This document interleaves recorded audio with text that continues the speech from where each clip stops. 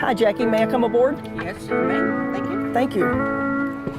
I noticed that your numbers are correct, and that's good because a lot of people forget to put the spacing in. May I see your registration, please? Okay, great. Your registration looks good. The next thing I need to see are your personal flotation devices.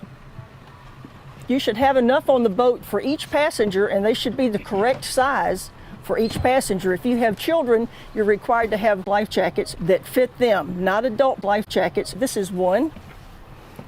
This is a vest type, a modified vest type. This is a type 3. It looks to be in good condition and should be serviceable. Jackie has two types on board. She has the type 3, the blue vest. She also has a type 5, which is an inflatable. This inflatable says it is approved only when worn. So if she's on the boat and she doesn't have any other life jackets, she must be wearing this life jacket all the time in order to meet the legal requirements.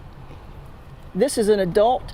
These life jackets, these PFDs inflatables, are only meant for 16 years and older, and only if you can swim. If you can't swim, you should be wearing the vest type or the type 2. The type 2, I know you've all seen it. It's the beautiful orange vest. It's a type 2. It will keep you upright in the water if you should happen to fall out of the boat. And remember that children under the age of 6 in Florida waters are required to wear life jacket all the time, and children under 13 in international waters. Another item that is required and is supposed to be available and immediately at hand is the type 4 throwable. It comes in a cushion or a horseshoe or a ring. Do you have a type 4? Great, and I noticed that it's out and ready to be used at any time. That's the good thing. Thank you. Now we need to check your flares. You're required to have 3 flares, day and night. If you travel at night, they must be visible at nighttime. I've checked all of your flares and they're all good. You've got 4 of them, which is more than you need. Good job. Thank you. And I noticed you have your fire extinguisher out for me ready to see. May I see it? It is in the green, so it means it's still good to go. It doesn't thunk, so the powder has not caked, so it should be good to go. We also recommend that the fire extinguishers are mounted. It's not a requirement, but if you mount them, you know exactly where they are each time, and you don't have the problem of maybe them getting moved from place to place on your boat. Next thing that we have on our checklist is the navigation lights. These are very important. If you operate at night, you need to know where you are, let other boats know where you are, and you can see where other traffic is. They should be visible. You should have an all-around white light, and your bow lights should work. If they don't work, you need to have them replaced immediately. Jackie has passed all of the required items on the vessel safety check, but there are items that you should have on board that are not required. One of them is an anchor, and we see that she has an anchor on board. The other is, in this area, she travels offshore, so she needs to be aware of the offshore requirements.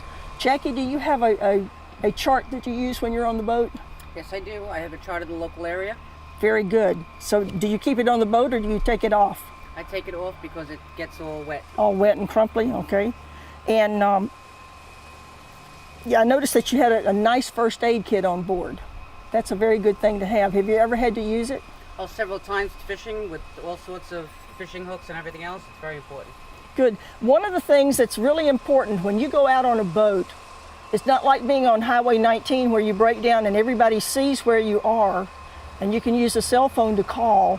If you're out on a boat in the Gulf and your boat breaks down, you need to have filed a float plan. It is very important. If you file it with somebody and let them know where you're going, if you have problems and you don't come back on time, they'll know where to start looking for you. I noticed that Jackie has the latest Boater's Guide to Federal Regulations. There is a float plan in here. There's also a boating checklist that you can use before you leave.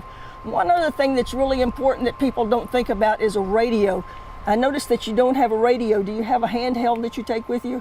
Yes, but it's also off boat now. Okay. So it's not required, but it is recommended that you have a radio on your boat. Cell phone coverage is not very good in the Gulf. There are not many cell towers out there. The other thing that we have is fuel management. You have to know how many gallons of fuel your boat holds, and you have to know how to use it. We recommend using 1/3 of the fuel going out and saving 1/3 for coming back in and 1/3 for emergencies. That way, in case you get caught in a wind and you use more fuel, you've got enough fuel to come back in. Jackie has passed all the requirements for the vessel safety check. Jackie, I'd like to present you with this sticker. If you you very would much. mount this on the port side. Do you want to know if your boat meets all federal and state requirements? It's much better to get a free inspection from us than a costly ticket from the authorities. Thank you so much for coming and making me safe. We will come to your house. We will come to the boat ramp. You give us a call. We'll be glad to do this for free. It's an absolute courtesy, and we enjoy doing it for you.